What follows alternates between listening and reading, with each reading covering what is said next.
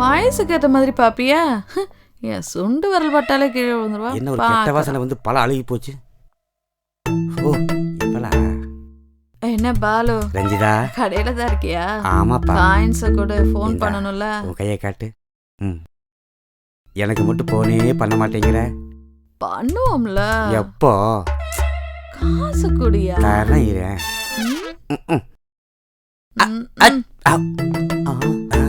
நடையே இப்படி இருக்கே.